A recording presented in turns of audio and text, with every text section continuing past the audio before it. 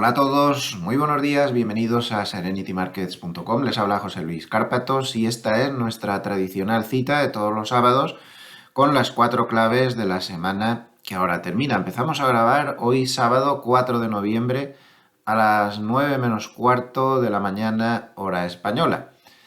Espero que estén todos ustedes bien y que hayan tenido una buena semana, que haya empezado el mes de noviembre con buen pie. Por aquí, por mi parte, pues todo más o menos bien. Ya terminando con los últimos días de estar aquí en España, vine para el evento de Serenity Markets de la semana pasada y bueno, pues tengo un millón de cosas. Ahora tengo que estar una temporada yendo y viniendo, porque tengo mil millones de cosas que solucionar en ambos países, así que paciencia. El lunes a primera hora me voy ya para Suiza otra vez y de hecho el vídeo de apertura pues seguramente me tocará grabarlo por ahí por el viaje, pero salvo cosas raras seguro que lo voy a hacer, porque es algo muy temprano. Bueno, entonces, pues a ver, me espera en Suiza pues un paisaje muy bonito. Ayer me mandó la familia estas fotos, pues con las primeras nieves del año. Ya están llegando, no es mucho, poquita cosa, pero bueno, con lo navideño que soy yo, por cierto, muy feliz Navidad a todos. Sí, sí, ya sé que soy un pesado, pero voy a seguir así hasta el Día de Reyes. Pues con lo navideño que yo soy, pues ¿qué quieren que les diga? Ya el lunes, en cuanto esté allí y vea todo esto, pues hombre, el espíritu navideño me va a seguir impregnando y por lo tanto pues le voy a dar el tostón a todos ustedes. Aquí tengo otra, no, esta no, esta ya es de trabajo, a ver dónde está.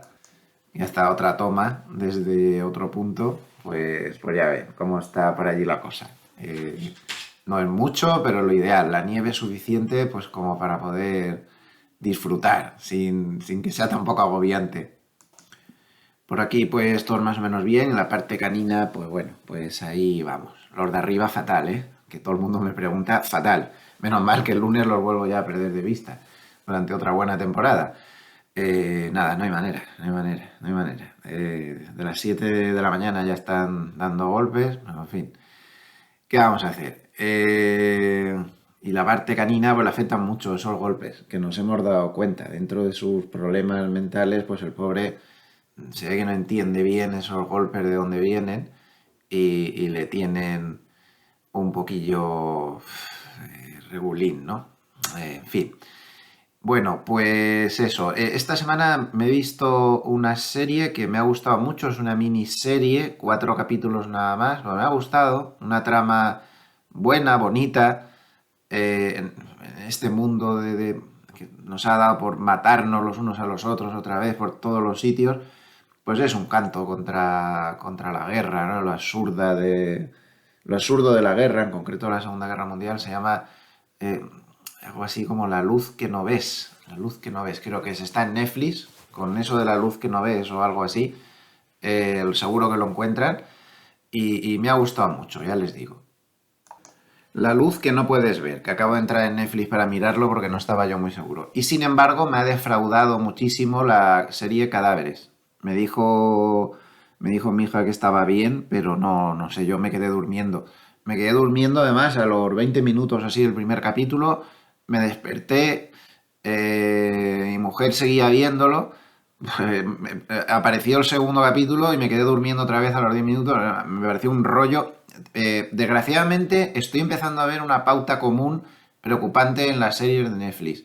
Los británicos, ingleses hacen muchas series, pero son un rollo, la inmensa mayoría alucinante. No sé, es que, no sé, un poco como que les falta chicha. No sé si será la flema británica, no sé, pero las series son como apagadas, como así sin, no sé, pocas emociones. No, no me gustan, no me gustan las series británicas. En cuanto veo que la serie es británica ya me pone nervioso, ya mal asunto. Y con esta se ha confirmado. En fin, bueno, vamos a dejarlo ahí.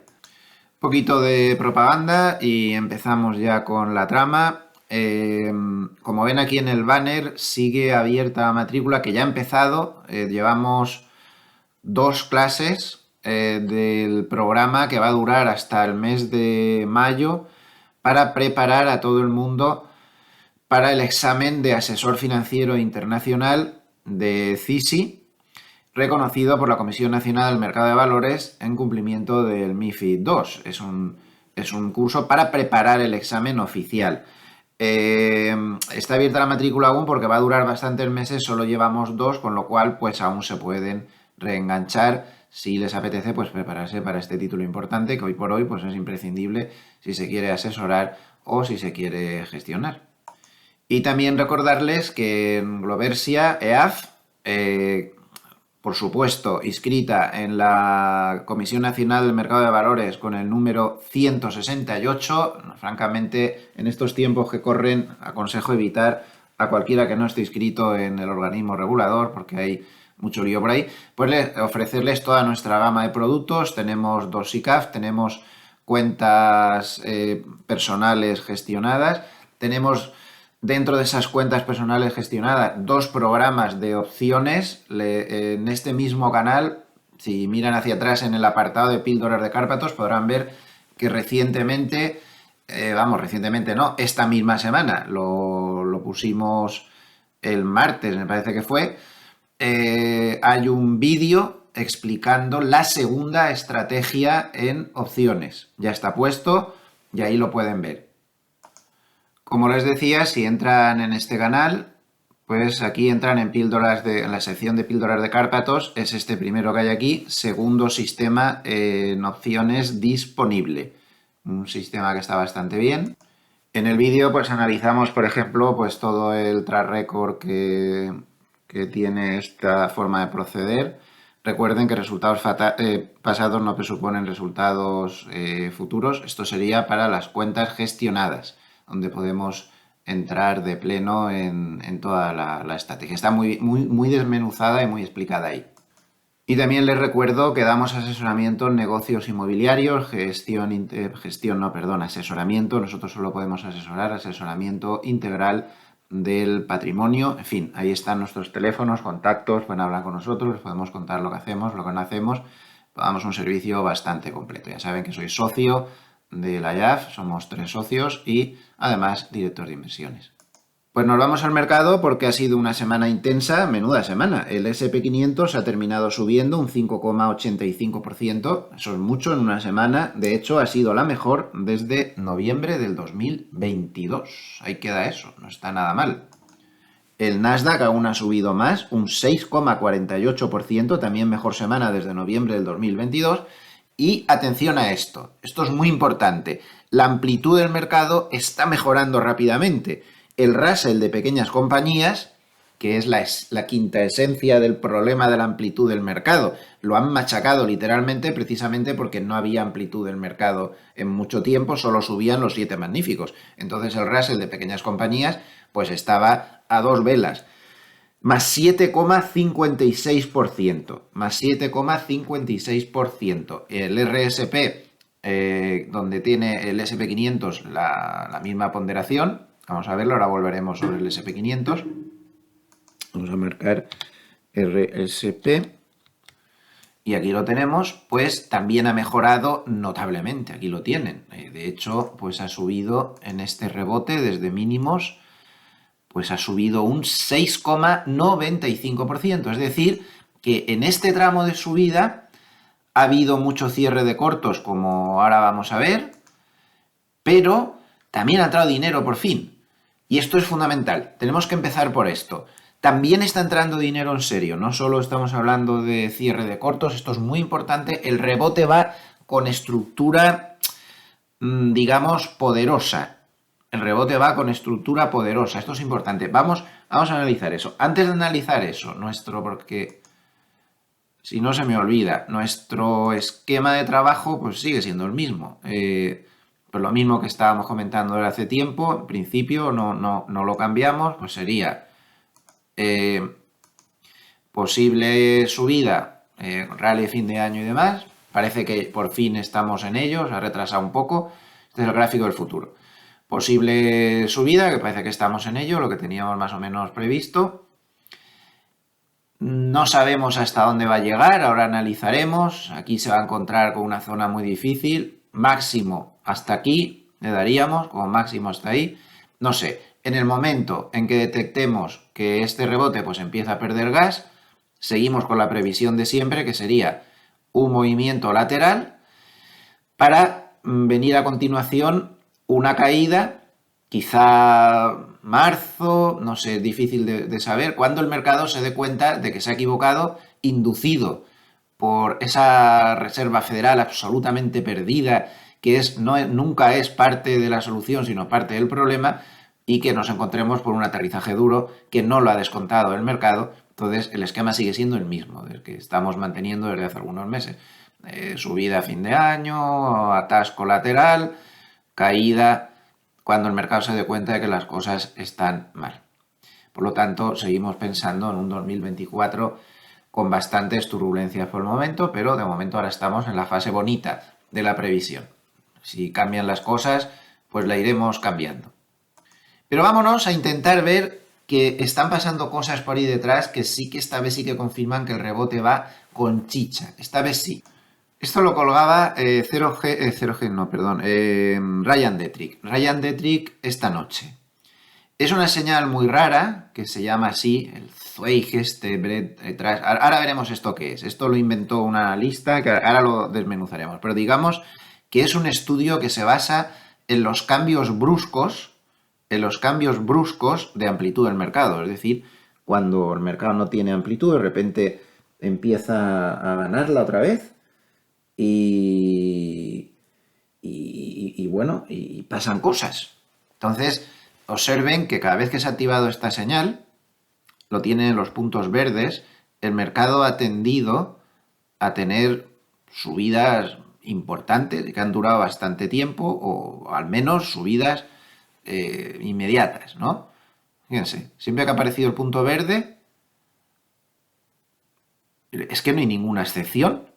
No ha habido ninguna excepción desde 1945. Claro, la casuística es baja, ha habido pocos casos, pero bueno, tampoco y tampoco. 3, 4, 5, 6, 7, 8, 9, 10, 11, 12, 13, 14, 15, 16, 17, 18 casos, 0 fallos. Interesante, ¿verdad? Interesante. A lo mejor esto nos podría llevar a que estamos poniendo el escenario un poco demasiado pesimista y en lugar de ver un máximo posible en 4.700 puede llegar más arriba. Podría ser. Tendríamos que cambiar con el tiempo. Vamos a ver la tabla que acompaña con esto Ryan Detrick. Aquí lo tenemos, cuando aparece esta señal, que ahora comentaremos cómo va. Es una señal técnica poco conocida, pero bueno, para eso estamos en estos vídeos, para intentar divulgar y hacer ver que existen muchas más cosas por ahí. Siempre se está aprendiendo, la verdad que siempre se está aprendiendo. Yo ahora mismo estoy estudiando otra vez a base de bien. Estoy estudiando concretamente griegas de segunda fila en el estudio de las opciones, que estoy viendo cosas muy interesantes ahí. Siempre hay este campo financiero nuestro, el que se crea que lo sabe todo, más vale que se retire porque la lleva clara. Bueno, pues fíjense, con este indicador, al cabo de un mes, el 94% de las veces el SP500 estaba subiendo. Caramba, no está mal. 94% de las veces, con un promedio de subida del 4,8%. De hecho, solo falló en el 62 y no fue por mucho, 0,5. En 3 meses ya tiene más fallos, pero a 6 meses, en todas las ocasiones, el SP500 subía con un promedio del 15, promedio, y una mediana del 13. Siempre es bueno saber la mediana. La mediana, recuerden que es el punto central de la muestra. Si es este, el punto central. Si hubieran 2 puntos centrales, pues se saca el promedio de los dos. Y a 12 meses, 23,3% de promedio subida, nada menos. 100% de aciertos, 22,9% de mediano. Interesante, ¿no? Vamos a ver esta señal. Vamos a recurrir a la inteligencia artificial. Yo, como siempre les digo, siempre tengo abierto el ChatGPT por un lado y el de Google por otro lado. Y lo que no me dice uno, me lo dice el otro. La verdad es que estoy encantado con esto de la inteligencia artificial. Me ayuda mucho. Bueno, pues vamos a ver este indicador raro que es. Pues es un indicador técnico que fue desarrollado por el analista Martin Zweig, de ahí que se llame eso de Zweig, o como se pronuncie, Este indicador se utiliza para evaluar la fortaleza o debilidad subyacente en un mercado de valores y determinar la probabilidad de una fuerte tendencia alcista. El indicador, ya saben, que acaba de dar señal de que sí, que se inicia una posible tendencia alcista, que ya lleva un buen tramo, ya lleva un 6% casi el S&P 500. ¿Cómo se calcula? Pues se basa en el concepto de amplitud de mercado, como ya he dicho, y lo que hace es que calcula el número de avances, o sea, de valores que avanzan, el número de bajadas, entonces se saca ahí una serie de cálculos y tienen que darse una serie de condiciones para que el observador se dé cuenta de que se está activando la señal. Por ejemplo, una de las condiciones que son bastante duras es que el índice debe subir un 5% o más en un periodo de 10 días consecutivos. Entonces, porque no nos interesa cómo se calcula, lo importante es tener una idea de qué es y qué quiere decir. Lo importante es que se considera que el mercado tiene una alta probabilidad de entrar en tendencia alcista significativa cuando se activa. Esta señal se interpreta como un indicativo de que hay un amplio apoyo en el mercado para la subida de los precios de las acciones. Sin embargo, pues evidentemente, como dice muy bien la inteligencia artificial, infalible no hay nada, es evidente, pero no deja de ser una pista interesante como podemos ver. Esa amplitud de mercado parece que está mejorando notablemente, lo acabo de decir, han visto el RSP de igual ponderación, ya han visto las pequeñas compañías, por fin están subiendo cosas que no sean pues los 7 magníficos, como siempre. Más cosas que nos pueden decir que esto va con chicha. Vamos a ver qué piensan los cuantitativos. Con McElligott, cada vez hay quien le entienda menos. Yo, francamente, estoy dejando de ponerlo bastante porque es que no hay quien lo entienda. O sea, ya era enrevesado, pero está ya usando un lenguaje que a mí se me escapa. Esto es Spot Gamma. Spot Gamma es la segunda compañía a la que recurro para aclararme con el tema cuantitativo. Y lo que nos dice Spot Gamma, aquí tienen un poco su gráfico cuantitativo para orientarnos por dónde van los tiros.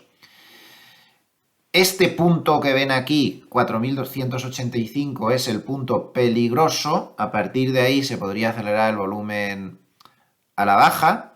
Vaya por delante que aunque no está en este gráfico, la gama del mercado ha pasado a positiva, eso es importantísimo.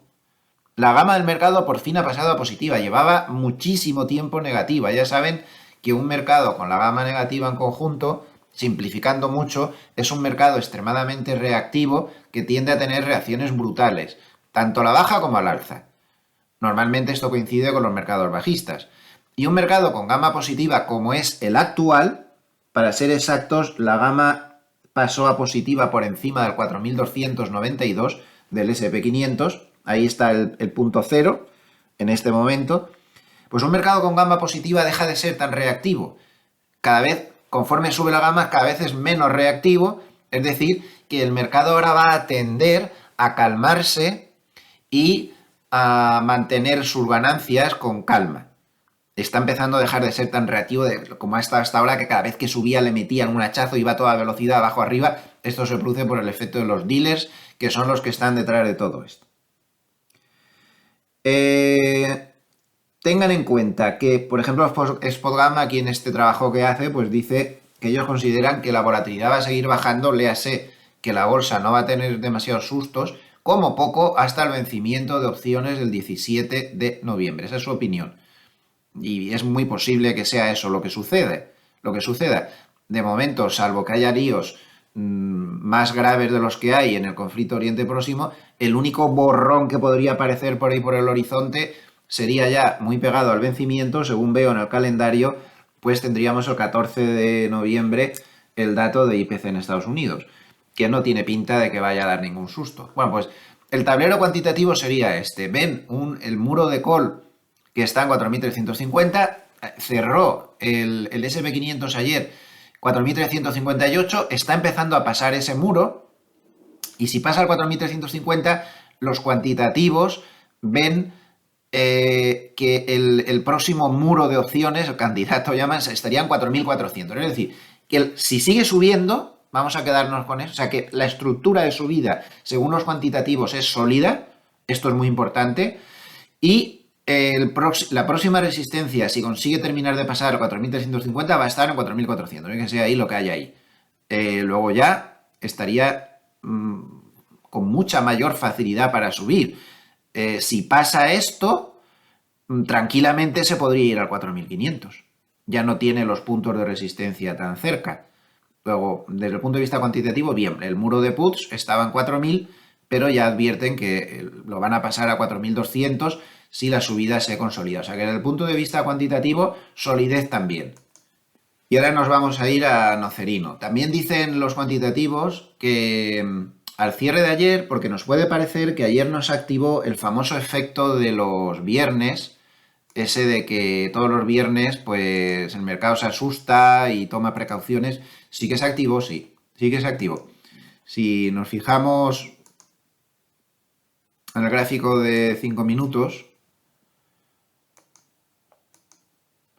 pues aquí vemos una bajada final desde 4.391 del futuro hasta 4.374, que fue activada por eso. Aquí no se ve tan claro, pero si nos pillamos los gráficos esos que hay por ahí de lo que hacen los call y los puts con las opciones 0DTE o con las opciones en general, observamos que toda la sesión estuvieron viéndose compras de call en el SP500 muy intensas, realmente intensas, acompañaron todo el movimiento con compras de call muy sólidas y a partir de este pico las empezaron a cerrar posiciones en call a lo bestia, mucho más violento de lo que se ve aquí en la caída del subyacente.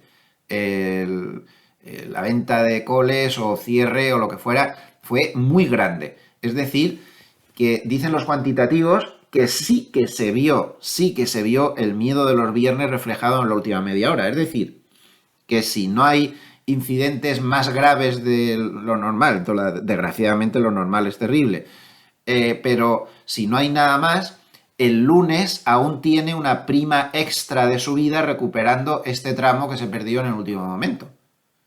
Eso hay que tenerlo en cuenta también, porque sí que hubo un cierto movimiento de protección.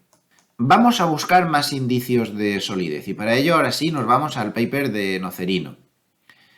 Vemos antes alguna cosa interesante, como que los 12.000 millones de Nocerino, ya saben, la mesa de trading de Goldman al cierre de ayer. 12.000 millones de acciones negociadas es mucho volumen, más 7% por encima de la media de 20 días, está muy bien. Ahora volveremos a todo esto. Vamos a buscar las cosas importantes. La solidez yo la veo aquí. A ver, un mercado cuando sube, poco lejos va si los fondos solo largos no entran, si todo va por cierre de cortos. Y cierre de cortos hubo ayer a base de bien. Pues fíjense, valores sin beneficio de tecnología más 4,21% ustedes mismos, y en los últimos 5 días, ojo, porque este tipo de valores, que esto es cierre de cortos total, han subido un 14,83. Los memes, otros que tal, ayer subieron casi un 4 y en los últimos 5 días un 10. Los bancos regionales, aliviados por el alivio con los tipos de interés que les aleja de problemas, pues ayer subieron un 3,66 y en los últimos 5 días un 9,40. La cesta con valores con más cortos más 3,61% y en los últimos 5 días más 12,87. O sea, que el cierre de cortos ha sido brutal. Esto es importante que sepamos cómo están las cosas. El cierre de cortos ha sido bestial y ha sido una parte muy importante de la subida. Pero también ayer se volvieron a ver compras en megacapitalización tecnológica, que eso no son cierres de cortos, evidentemente, eso son entradas de dinero limpios y en 5 días han subido el 9,31 o hay compras en value 3,24, en 5 días el 8,61. O sea que sí que hay compras por ahí también. Y lo importante es que ellos lo dicen aquí, fíjense con qué perfil comprador volvieron a terminar los fondos solo largos, más 9,8, es mucho, es muchísimo para las métricas habituales que se manejan con esto. Y lo más importante es que esto significa que los fondos solo largos han estado 5 sesiones consecutivas comprando. Y no se veía que los fondos solo largos estuvieran 5 sesiones consecutivas comprando desde el mes de junio. Sin embargo, los hedge funds estuvieron vendiendo. Estos van un poco a la contra. Pero la solidez no la vemos en los hedge funds, que son muy volubles, la vemos aquí, en los fondos solo largos. Más indicios de que la subida podría tener ciertos posibles. Bueno, pues que la temporada de resultados no ha sido nada mala. Fíjense, los que salen con desviaciones estándar de más de una, malos, han bajado mucho, y los que salen con más de una desviación estándar, buenos. La temporada de resultados ha sido realmente buena. Importante. Más cosas. Segundo, que me vaya aquí. Las recompras. Se han abierto ya las ventanas de las recompras de acciones propias. En este momento, el 70% de las compañías del SP500, tras el blackout que hemos tenido durante casi un mes por la publicación de los resultados, pues ya lo ven, estamos ya con un volumen de recompras muy importante, 70% abierto, y para pocos días, pues esto ya va a estar abierto al 100%.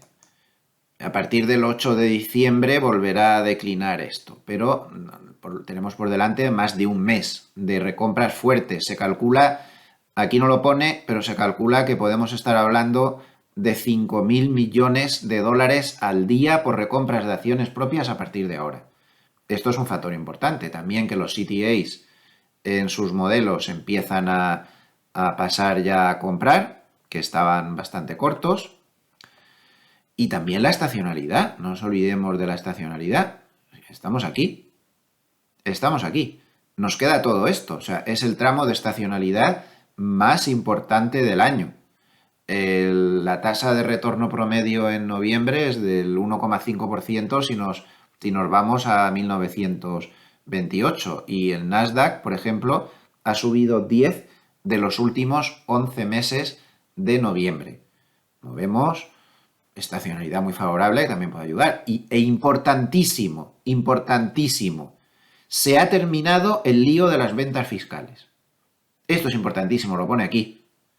Hemos sufrido mucho durante el mes de octubre y Goldman nos lo advirtió constantemente porque el 25% de los fondos, aproximadamente, de los grandes fondos de Estados Unidos, cerraban libros a finales de octubre. Entonces se pasaron todo el mes de octubre vendiendo los valores que peor lo habían hecho en el año para en la foto finish de fin de año no salir con esos valores en cartera.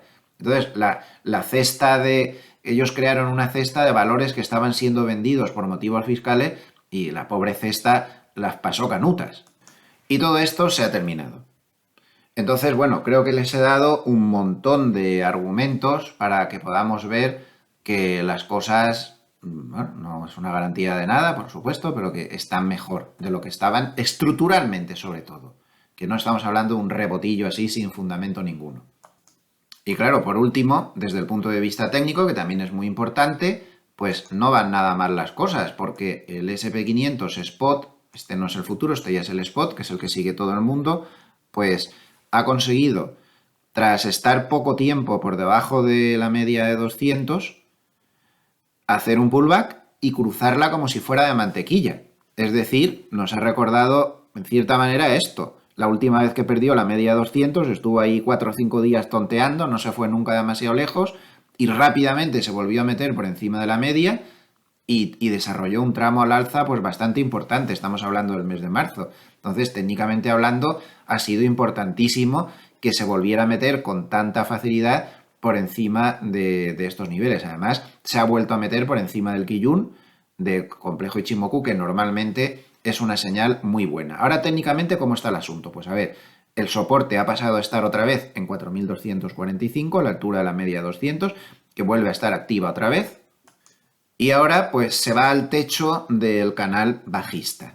Un canal bajista bastante perfecto en cuanto a la directriz bajista propiamente dicha, que ya saben que hay que echarla por los máximos. Tiene una mayor dificultad para la parte de abajo, pero bueno, más o menos canaliza bien. ¿Y dónde tenemos el techo del canal alcista? 4.400.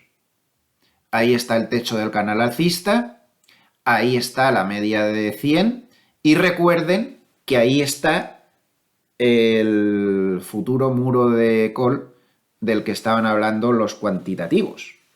Entonces, por varios motivos y entre ellos cuantitativos, pues ese nivel es muy importante. Muy importante. Además, recuerdo que apenas 50 puntos más arriba está la pata larga de los puts No, la pata larga de los puts no, me equivoco, está en 4.056. Vale, no he dicho nada, está en 4.516. Perdón, quería decir, la pata de cortos de coles está en 4.516. Está lejos, nada, no he dicho nada, he bailado un poco las cifras. Entonces, 4.400, ya ven la cantidad de cosas que coinciden ahí. Cuantitativo, que no tiene nada que ver con esto, y técnico. Primer escollo fuerte en 4.400. Ahí posiblemente repose, puede ser que corrija, no se sabe, no va a ser fácil. Romper ese nivel con facilidad sería una señal hiperalcista y mínimo otra vez ya pensaríamos en 4.500. Así que técnicamente hablando, pues francamente bien. Y claro, romper esto también sería ponerse por encima de la nube Ichimoku por primera vez desde agosto. O sea, todo interesante y muchísima resistencia de momento ahora ahí. Y el que ha hecho un movimiento muy brillante es el Nasdaq. Aquí tienen el Nasdaq Spot. Este es el spot. Bueno, pues se ha acercado a la media de 200. La media de 200 ha actuado magníficamente como soporte del mercado y están las mismas. Se ha ido al techo del canal bajista. El Nasdaq, pues evidentemente, tiene más influencia de los 7 magníficos. Pues le podemos echar, este canaliza un poco peor por debajo, pero bueno, vamos a echarlo por ahí. Ahí lo tienen. Está ya en el techo del canal bajista y está a la altura de la media de 100 de la nube Ichimoku. Vamos a ver qué pasa. Si rompe, tendríamos que dar, y pasa ya por encima de la nube Ichimoku, tendríamos que dar por terminado todo el tramo correctivo que vemos por aquí. Así de claro. Y ojo, porque el Nasdaq ya ha retrocedido, se está acercando, prácticamente ayer en el máximo lo rozó, el retroceso del 61,8% de todo el tramo correctivo anterior. Ya saben que quien va contando ondas, si ya se da un retroceso del 61,8 va a dar por terminado esto. Por supuesto, el soporte importante a la altura de la media de 200. Volvamos al paper de Nocerino ya para hablar de otras cosas. Ya hemos centrado un poco cómo están las cosas y todo esto, y tema de niveles y todas estas cosas. Vamos a centrarnos ahora en el gran tema de la semana, que fue el giro que han dado los mercados por la reunión de la Reserva Federal y por una acumulación de datos macroeconómicos débiles en Estados Unidos. Por ejemplo, ayer el dato de empleo, que quedó pues netamente por debajo de lo esperado, y Goldman dice que cree que fue por distorsiones de la huelga de los del sector de los trabajadores del sector de automoción, y también que cada vez contesta menos gente la encuesta del empleo. Bueno, ya saben que creo que es un dato muy poco fiable, no me parece que sea el dato del que nos tenemos que fiar. Yo me quedo con lo que dijeron los PMIs en Estados Unidos esta semana, tanto el de manufacturas como el de servicio. Lo que nos dijeron fue economía haciendo equilibrios en la línea 50, es decir, economía con peligro de estancamiento. Ayer ISM lo dijo, el organismo lo dijo. Con estos ISM de servicios y manufacturas que hemos publicado esta semana, la economía de Estados Unidos va a tender o al estancamiento o a pasar a negativo. Y con los PMIs que hemos conocido en los últimos días en la zona euro está en decrecimiento claro. Algún país se salva por los pelos, gracias, por ejemplo, España, gracias al gasto público, que va en incremento peligroso, y gracias a los fondos y tal, que han destinado a Europa. Italia podría estar también ahí, quizá. Pero bueno, el caso es que el conjunto de la zona euro está con problemas serios.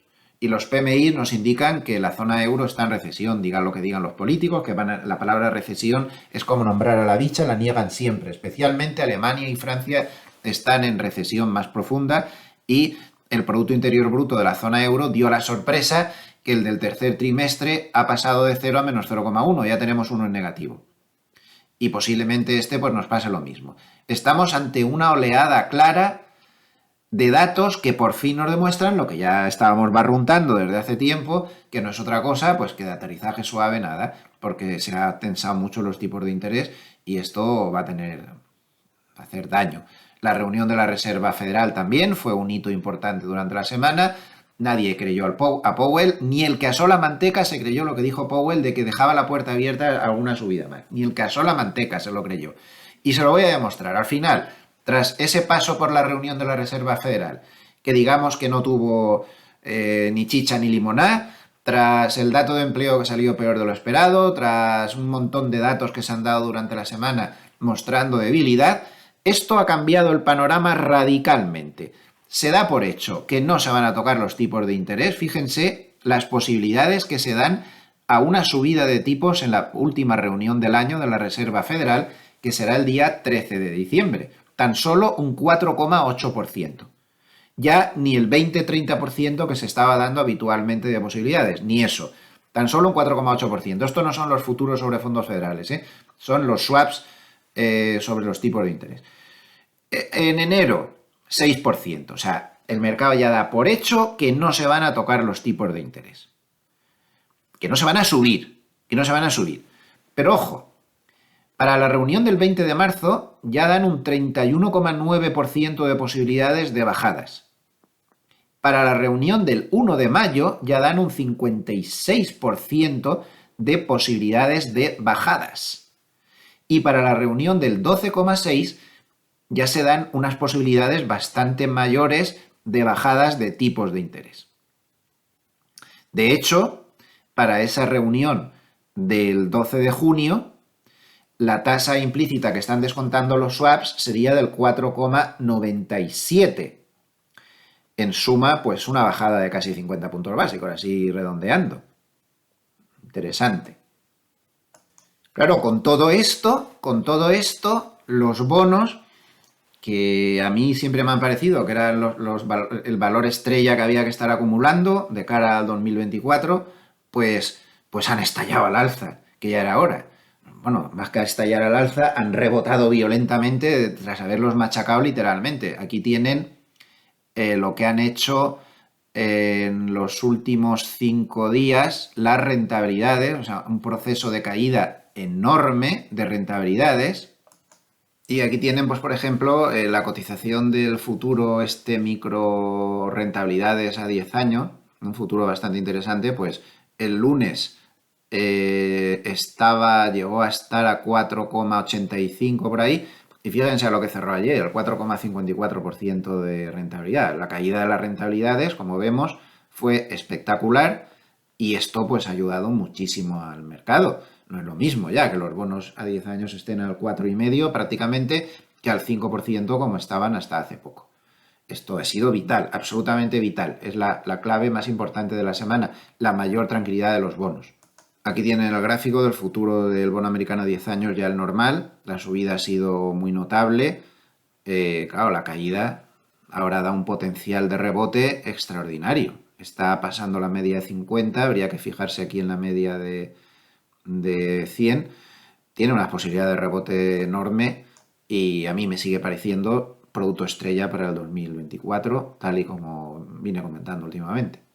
Y es que, claro, hay muchísimo corto que cerrar aún en los bonos. Observen, esto está actualizado a esta semana, las posiciones de los hedge funds en los bonos americanos a 10 años. Siguen teniendo un número de cortos tremendo. Espectacular.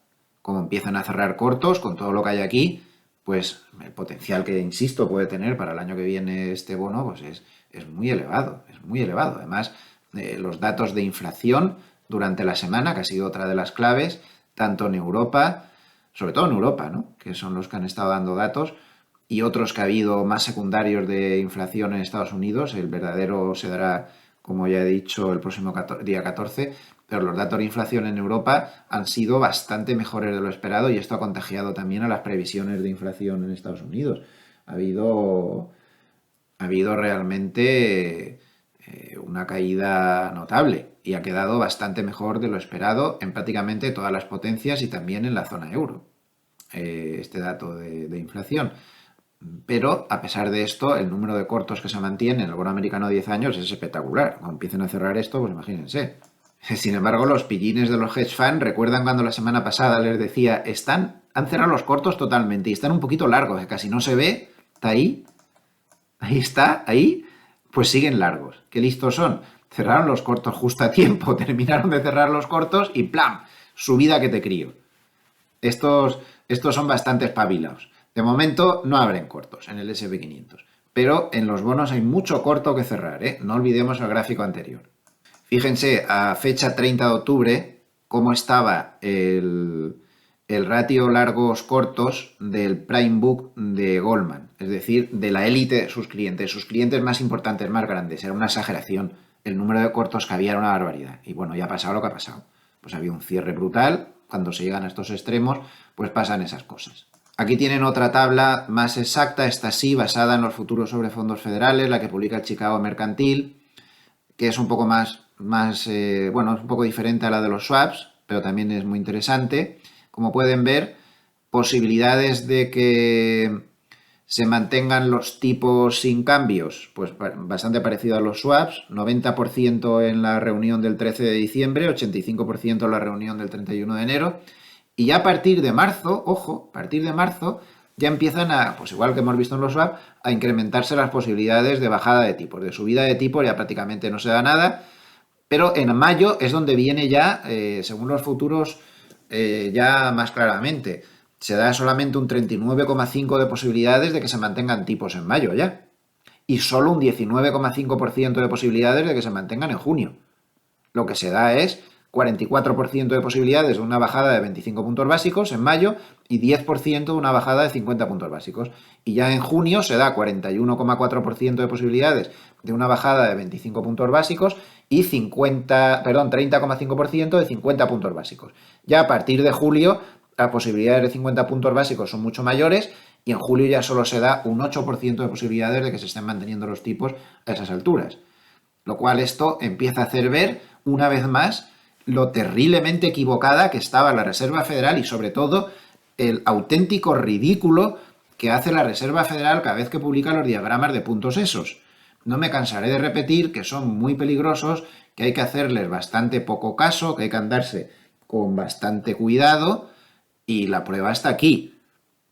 Miren cómo se está esto rebajando poco a poco. La realidad no es lo que decían los puntitos. El propio Powell, en la reunión de esta semana, le quitó importancia al tema de los puntitos. Dijo que bueno, que eso hay que tomarlo como una referencia, que eso sirve cuando estás en ese momento en la reunión, pero que entre las reuniones eso puede cambiar. Total, traducción, que el propio Powell reconoció que el tema de los puntitos no sirve para nada. Y les ruego que se lo tomen así, no les hagan ningún caso, no sirven para nada, no son ninguna previsión real de lo que luego pasa con los tipos de interés. Evidentemente este escenario no es un mal escenario para los bonos y tampoco para la bolsa. Mientras la desinflación sigue, por ejemplo, miren este indicador tan interesante que publicó PMI, Standard & Poor's Global, sobre los PMI, donde se ve la partida de precios pagados, nada más. En Estados Unidos, en Reino Unido, en la eurozona y en Japón con diferentes colores. Como ven, en todos los sitios la partida de precios pagados de los PMI está cayendo con muchísima fuerza y se está acercando al nivel de 50, por debajo del cual lo que estaríamos es ya cayendo precios. Hay algunos países de la zona euro que han publicado ya este mes pasado interanuales en negativo. Interanuales en negativo, es decir, que ya la comparación con el año anterior te sale negativo, lo cual no quiere decir que no haya una inflación acumulada ahí de 20 pares de narices. Interesante. Otro dato interesante que hemos recopilado durante la semana. Hemos dicho muchas veces que el único motivo, a mi modo de ver, no el único, pero de los más importantes, por el cual Estados Unidos no había entrado en recesión, como sí que lo está haciendo la zona euro, después de haber tensado los tipos de interés tanto, pues era que las grandes compañías americanas estaban consiguiendo resistir con financiaciones muy baratas que habían obtenido en la época COVID y que hasta que no vencieran y fueran sustituidas por financiaciones más caras, pues claro, no hacían el daño típico que hacen la subida de tipos de interés a una empresa. Pero esto está cambiando a mucha velocidad. Fíjense, el índice Bloomberg de rentabilidad de los bonos corporativos de grado de inversión, es decir, las compañías con rating bueno, cómo está subiendo a lo bestia en los últimos tiempos. Se ha ido al 6,3%. O sea que los costes se están acelerando a toda velocidad conforme vence la deuda anterior y esto va a hacer mucho daño. Las pequeñas empresas tienen ya este índice en el 10%. Una barbaridad auténtica. A partir de ahora se va a empezar a notar el efecto de la subida de tipos. Con mucho retraso, pero a partir de ahora es cuando se va a empezar a notar. Y claro, el primero que lo nota es el propio Tesoro de Estados Unidos. Dentro de esa espiral de locura de deuda absurda que nos lleva a algún catacrash, algún crash, alguna cosa de la moneda fiduciaria gravísimo que llegará tarde o temprano, aunque creo que aún faltan varios años para eso, pero que llegará, y no me voy a cansar de advertirlo en todos estos años. Cuidado con las monedas fiduciarias, no construyan su vida en torno a monedas fiduciarias, hay que buscarse la vida lentamente. Pues todo el mundo me dice, sí, pero ¿dónde? Pues a mí se me ocurren cosas, bueno, hay muchas. El oro, el franco suizo, es mi elección personal. Pero bueno, 3,6% del Producto Interior Bruto le está costando al Tesoro de Estados Unidos ya pagar la deuda. Y esto va a seguir subiendo y mucho. Tan solo en los años 80, desde la Segunda Guerra Mundial, tan solo en los años 80, se vieron pagos superiores al que tenemos ahora sobre el Producto Interior Bruto por parte del Tesoro. El actual es el mayor desde el cuarto trimestre de 1999. Y el señor Powell, el abogado Powell, aún quería seguir subiendo los tipos, estaba desequilibrando completamente las cuentas de su propio país. En fin, todo esto pica, todo esto tiene consecuencias. Consecuencias, pues miren, el nivel de morosidad de las tarjetas de crédito en Estados Unidos es el mayor desde 1991. Aquí tienen una consecuencia por poner un ejemplo de las muchísimas que hay. Desde 1991, es decir, mayor que el nivel de morosidad de tarjeta de crédito que hubo en la gran crisis financiera del 2008. ¿Ven? Esto pica, esto tiene consecuencias. Y claro, este gráfico me gusta mucho, es bueno, tienen aquí las fuentes y ponen, porque fíjense la divergencia que se está provocando entre el ISM de manufacturas, que es la línea negra, y el Producto Interior Bruto. Vale, de acuerdo que las manufacturas son solo el 15% de la economía, pero bueno, sirve un poco de canario en la mina de carbón históricamente, como pueden ver, y es que esta divergencia es insostenible. Por eso ponen, ¿cómo se va a cerrar la divergencia? ¿Subiendo el ISM de manufacturas? Pues no sé cómo, dadas las circunstancias actuales. Lo normal es que el que se ajuste sea el Producto Interior Bruto, que caiga con fuerza. Ya de hecho esta semana hemos visto cómo el famoso indicador de la Reserva Federal de Atlanta sobre previsiones de Producto Interior Bruto está cayendo muy deprisa, estaba en niveles del 5 y ha bajado ya hasta el 1,2, me parece, que es el último que se conoce. Luego las cosas se van a ajustar, pues se van a ajustar por esta parte, por la línea verde, por el crecimiento, que es el que va a caer. Diga la Reserva Federal lo que diga, la credibilidad de la Reserva Federal es nula. Lo dijo Gundlach, el de Double Line, lo dijo el presidente JP Morgan, lo han dicho varios analistas importantes, que hoy por hoy la Reserva Federal ha perdido su credibilidad. Ya nadie se cree nada de lo que dice y se interpreta siempre como que están defendiendo su puesto, defender la cara a ellos, pero no que estén enterándose de nada, y siempre, siempre, siempre van detrás de la curva. Siempre. Son incapaces de anticiparse a nada.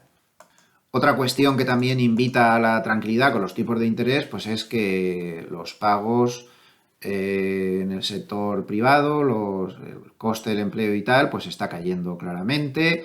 Como podemos ver, este gráfico creo que lo publicó Timiraos. Todo está indicando hacia abajo. Aquí tienen los datos de IPC que se han dado esta semana en la eurozona. Como vemos, pues la caída interanual es realmente notable, tanto en subyacente, que le ha costado más bajar, pero sobre todo en el general. Recuerden que la subyacente excluye los volátiles precios de alimentación y de energía. Y como hecho curioso, pues como he dicho antes, pues podemos ver incluso algunas interanuales, como es el caso de Holanda, que tuvo una subida brutal, mucho más que los demás, y ahora por la comparativa anual pues se ha ido a negativo. Bastante espectacular el gráfico. Otra cuestión muy importante es que fíjense lo que está haciendo la mano fuerte. Este gráfico lo publicó, me parece que el jueves, Goldman, que tiene cestas para todo, tiene una cesta que calcula cómo lo hacen los valores con balances sólidos contra los valores con balances débiles. Y miren qué curioso, está fortísimo, es decir, la mano fuerte está cerrando cortos en valores malos, pero realmente donde están comprando, donde están metiendo compras puras, es en valores con balances sólidos. Y claro, los 7 magníficos siempre son considerados como valores sólidos. Durante la semana, el tema más importante de los 7 magníficos ha sido la publicación de los resultados de Apple, que no fueron el jueves, que no fueron demasiado bien recibidos ayer, pero bueno, tampoco fueron tan malos. Simplemente las ventas en China quedaron por debajo de lo esperado, pero el resto de parámetros, bueno, bien es cierto que las ventas llevan un declive ya desde hace varios trimestres, pero en fin, no fueron unos malos resultados. Se consideran empresas de balance sólido y lo que está viendo es muchas compras de balance sólido frente a compras de, o sea, que chicharros y cosas de estas no se están comprando ahora, se está comprando cosas sólidas. Y hablando de chicharros, pues esto lo pongo para la reflexión. El tiempo siempre lo pone todo en su lugar. Qué difícil es, cuando vemos a un GameStop haciendo estas barbaridades, decir contra el mercado que esto es una locura. Te ponen de vuelta y media, te dicen de todo. Que tú estás loco, que tú no te enteras, que eres un dinosaurio, que tal, que cual, que Warren Buffett no tiene ni idea, llegaron a decir, porque Warren Buffett no era capaz de meterse en este tipo de valores. Bueno, pues miren lo que ha pasado al final. El tiempo lo pone todo en su lugar. Y que un valor como GameStop tuviera esa subida tan tremenda era absurdo por completo y era una cuestión pues de una maniobra especulativa que se montó allí y ya está. Miren lo que ha pasado 32 meses después, menos 90%. Y así están pues la mayoría de los memes famosos. El tiempo lo pone todo en su lugar. No hay que quedarse mirando. Si uno entra en una locura especulativa de estas, tiene que ser consciente de que tiene que intentar salir bastante rápido porque luego pasan estas cosas. De la chita callando, pues el que se ha quedado mirando aquí, pues ha perdido absolutamente todo lo que ganó o ha perdido una fortuna porque claro, la mayoría de la gente no entra aquí. La mayoría de la gente te habrá entrado por aquí y habrán perdido pues muchísimo dinero. Entonces, por favor, que nos sirva esto de ejemplo de que el tiempo lo pone todo en su lugar y que hay que ser razonables y no meterse en aventuras que suelen acabar siempre así. Otro protagonista de la semana, no saldrá en las crónicas, pero para mí lo es el petróleo. Observen lo que pasó el viernes, y eso que era viernes, que suele ser un día de cierta prevención por lo que pueda pasar durante el fin de semana, menos 2,36%. Ahora nadie lo reconoce, pero aquí han pillado hasta, vamos, hasta el tato con esta caída del petróleo, porque lo que todo el mundo estaba diciendo era que con el conflicto Oriente Próximo el petróleo se iba a ir a las nubes. Y eso no ha sido así, y ha sido una gran sorpresa, y yo insisto en que esto ha pillado a muchísima gente. A muchísima gente. Entonces, pues ya ven, el petróleo no tiene ninguna prima de riesgo por el conflicto que hay ahora mismo en marcha, ninguna. Esto se me abre bien. Y más bien, lo que está es peligrosamente cayendo, está en una zona de soporte a la altura de la media de 100, 80 más o menos. Cuidado si pierde eso porque se va a 76. Y esto ha pillado a todo el mundo. Resistencia ahora en la confluencia entre la media de 50 y la media de 100, que estaría en 84,9. ¿Por qué está pasando esto? Pues está pasando porque el conflicto no parece generador de problemas para el petróleo. Durante la semana hemos vuelto a ver que determinados países del entorno árabe pues decían que había que dejar de exportarle petróleo a Israel, pero bueno, eso no es una cosa tampoco que preocupe mucho.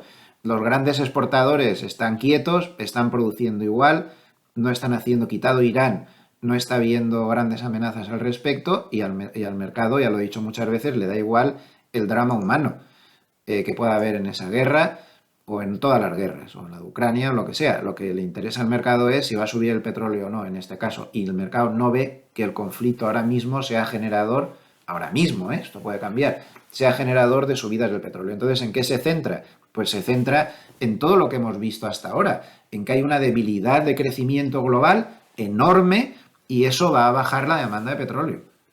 Eso es en lo que se está centrando. Y sobre todo que el gran consumidor, que es China, se ha pasado toda la semana dando unos datos macro malísimos, para variar y para no perder la costumbre. La economía china parece muy tocada y es el gran consumidor. Si los chinos con esa economía tan débil pues consumen menos, difícilmente el petróleo va a subir. Y esto es lo que hay. Vuelvo a llamar la atención sobre otra de las estrategias que a mí me parecen bastante interesantes, ya lo he comentado muchas veces a lo largo de los próximos meses, que es la posible venta de dólares contra yenes por encima de 150. Otra vez ha vuelto a funcionar, ¿no? El mercado no se atreve a pasar de ahí. no hay constancia de que haya habido intervención, pero sí hubo intervenciones verbales por encima del 150 o por ahí, y otra vez pues ha vuelto a bajar. El tema de Japón también ha movido mercado durante la semana. El Banco Central de Japón había mucho miedo que en su reunión del martes pasado pudiera levantar la mano en el control de la curva de tipos. Como eso no fue así, se limitaron a algunos matices sobre el límite del 1%, matizando algunas cosas, pero siguieron con el límite en el 1% y no dieron muestras de que fueran a levantar la mano con el control de la curva de tipos. Y esto fue el primer aldabonazo de la semana para que los bonos empezaran a despertar. Luego ya vinieron los malos datos macro en Estados Unidos, la reunión de la Reserva Federal, el dato de empleo, pero el primer aldabonazo que hizo subir a los bonos, que hizo calmarse a los mercados, fue la tranquilidad de ver que Japón, que es una auténtica bomba de relojería en estas cosas, no iba de momento a cambiar nada respecto al control de la curva de tipos. Esto fue un respiro de alivio enorme para los mercados. Y, como no, ya por último, pues clave de la semana clarísima, bueno, por penúltimo, clave de la semana clarísima también, la caída del dólar. No tanto la recuperación del euro como la caída del dólar. La caída del dólar en los últimos días pues ha sido bastante evidente. A nivel técnico esto sigue igual, sigue la tendencia bajista, se está superando la media de 50, pero había que superar bastantes más cosas para que esto cambiara. Parece que está intentando ahí darse la vuelta al euro, pero la caída del dólar ha sido evidentísima al ver que los datos macro de Estados Unidos pues estaban aflojando y que los tipos de interés no van a subir más allí. Por lo tanto, los spreads se van a quedar como están. Y aprovechando que el Pisuerga pasaba por Valladolid, pues el euro ha aprovechado toda esta coyuntura de debilidad del dólar para, por contagio, recuperarse frente al franco suizo, que, como no me cansaré de decir, pues es la moneda menos fiduciaria dentro de las monedas fiduciarias y que es la que yo he escogido para que me sirva de refugio. Entonces, pero eso ya es una cuestión personal, pues el euro ha remontado bastantes posiciones también contra el franco suizo, pero aún sigue lejísimos de la paridad. El euro ha llegado a estar recientemente a 0,94%. Es tremendo, no nos damos cuenta de esto. Europa va muy bien, Europa no sé qué, no sé cuántas, pero miren esto, o sea, el euro estaba a 1,18 frente al franco y ahora miren cómo está, porque el franco está actuando a valor refugio contra las debilidades del euro. Menos 20% de caída del valor del euro desde el año 2018.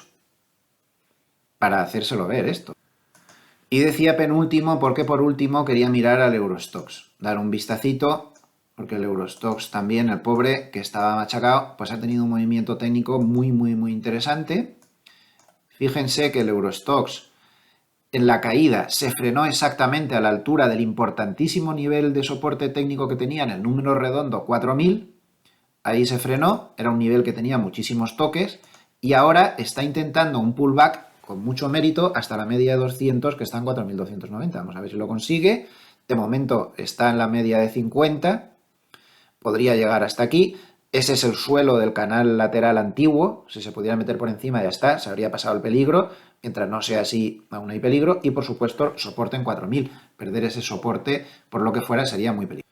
Bueno, vámonos a analizar el paper de Harney, que nos queda poco tiempo y siempre está muy interesante últimamente. Vamos a ello. Primer párrafo, bueno, el título complicado, como todos los que pone, largo final de largo de apalancamiento. Bueno, ahora veremos a ver qué quiere decir exactamente esto. Primero empieza diciendo que si nos imaginamos el desorden social si el desempleo llegara al 5%, tanto que algunos pues están deseando que llegue, ¿no? Este párrafo que le subrayo en azul es muy importante, es una reflexión de Harney realmente valiosa. Fíjense lo que dice aquí. Dice que el petróleo subió un 30% después de la invasión de Rusia, de Ucrania por parte de los rusos, pero que no se ha movido en el conflicto entre Israel y Hamás. Y dice que esto es, y puede que tenga razón, porque el mundo está mucho más cerca de una recesión. Y fíjense la reflexión que hace, que me parece acertadísima. Arabia Saudí y Rusia no pueden permitirse el lujo de recortar más la producción para que vuelva a subir el precio. No pueden. Y miren qué dato más interesante, que yo no lo sabía, que el Producto Interior Bruto de Arabia Saudita ha caído un 3,9% en el tercer trimestre. Los rusos tampoco van nada bien. A saber cuáles son las cifras reales, pero no tiene pinta de que vayan nada bien tampoco. Curioso, ¿no? Menos 3,9% de Producto Interior Bruto en Arabia. Ya ven lo que les está costando los recortitos famosos de la producción. No se lo pueden permitir. ¿Qué razón tiene Harnett? Por eso el precio del petróleo está condenado a no subir tanto como estaban diciendo. Y encima, los políticos occidentales no pueden meterse en demasiados líos con todo el lío geopolítico que hay en los próximos 6 meses porque 2024 es el gran año de las elecciones. No es el momento de ponerse exquisitos ni ponerse estupendos. Evidentemente no lo van a hacer con las elecciones encima. Claro, y dice que este petróleo bajo es una gran victoria para los bancos centrales, que empiezan a bajar los tipos de interés. Sí, ya hay bancos centrales que están bajando los tipos de interés. Dice que no se había visto tantas bajadas desde agosto del 2020, porque se han visto 30 bajadas en 3 meses. Y aquí está el gráfico que lo demuestra. Ya no había bajadas, estuvimos en el tiempo de endurecimiento, pero como ven, empiezan a subir los bancos centrales que bajan los tipos de interés. El siguiente párrafo, como es un poco denso, yo estoy un poco cansado, lo voy a poner en el traductor del Google de inteligencia artificial para que nos lo traduzca y descansamos un poco la cabeza. Vamos allá. Panorama general. Bueno, pues habla del confinamiento, por lo visto, de 30 billones de dólares de estímulos fiscales. En fin, la inflación llegó a estar al más del 10% para 2.000 millones de personas. El déficit de Estados Unidos llegó al 9% del Producto Interior Bruto. Los bonos del Tesoro a 30 años en Estados Unidos han llegado a caer el 50%. Los 7 magníficos se han metido en el 30% de la capitalización bursátil. Guerra en Ucrania, conflicto en Israel. Primera disminución de la población china en la historia. Bancos estadounidenses a mínimos. Mercados emergentes en mínimos. En fin, aquí lo que hace es una reflexión de lo que ha pasado últimamente. Y entonces dice: grandes puntos, se abren grandes puntos de entrada contrarios para el oro, pequeña capitalización, valor, bancos, mercados emergentes en 2024. Así que atentos a esta frase. Tras todo ese preámbulo, suelta ya aquí una de sus primeras ideas. Grandes puntos de entrada, no de subidas a corto, sino subidas de más enjundia, para el oro, las pequeñas compañías, el value, los bancos y los mercados emergentes a lo largo del año que viene. ¿Por qué? Pues porque son los que más han sufrido. Dice que el milagro de la productividad de la inteligencia artificial está mucho más descontado que la inflación y la devaluación del dólar estadounidense para evitar el impago de deuda. Interesante esa frasecita que ha soltado. Su indicador Bull and Bear, como podemos ver, baja a 1,4, es decir, que está de pleno en señal de compra, como desde hace ya un par de semanas. Tampoco podemos decir que haya fallado, porque desde que se metió por debajo de 2 es cuando se ha desencadenado la subida esta, o sea que el indicador ha sido bastante fino. Cuando se metió por debajo de 2, para arriba. En cuanto a los flujos semanales, 64.200 millones de dólares han ido a cash, esa cash que paga casi un 5%, o sea que, claro, es normal. 4.500 millones de dólares han entrado en bonos, han entrado con ganas. Sin embargo, del oro han salido 81 millones y de la bolsa han salido 3.400 millones. Hay que recordar que este conteo de los flujos normalmente se corta los miércoles, va de miércoles a miércoles aproximadamente. Y ya termina el paper, hoy ha sido menos amplio que en otras ocasiones, con este último párrafo que lo vamos a traducir con la inteligencia artificial. Bueno, pues nos dice que su indicador Bull and Bear cae a 1,4, que es el nivel más bajo desde noviembre del 2022. Recuerden que ahí se estaba dando la vuelta al mercado. Ahí fue donde tocó suelo el mercado y se acabó la tendencia bajista mayor. Y está otra vez en niveles parecidos. Está dando una señal contraria de compra por tercera semana consecutiva. Dice que esto suele llevar a que el SP500 suba un 6% en 12 semanas. Aquí dan las razones por las cuales el indicador está subiendo y ahora viene lo importante, en el último tramo. No hay petróleo a más de $100 por barril, no hay rentabilidades de los bonos americanos a 10 años por encima del 5%, No hay SP500 por debajo del 4200. Si recuerdan, todas esas eran las condiciones que él ponía para que no hubiera caídas y que se iniciara el rebote de fin de año, que lo advirtió hace 3 semanas, que no se superara sobre todo el 5% en los bonos a 5 años, perdón, a 10 años, que no se cayera del 4200 con claridad. No lo ha hecho, está algo por debajo, pero muy rápidamente se desvaneció eso. Y pues también es importante que el petróleo no esté haciendo, no esté por encima de 100, es muy importante también. Entonces dice que los aspectos técnicos ya no impiden que el posicionamiento funcione, pero nótese que todo el mundo espera ahora un gran repunte de fin de año. ¿Esto qué quiere decir? Esto, Harness, sus frases cortas, aquí lo que dice es que él anunció el rebote de fin de año y que se están dando las condiciones para que se cumpla, pero advierte que nos estamos poniendo todos demasiado de acuerdo en que va a haber rally de fin de año.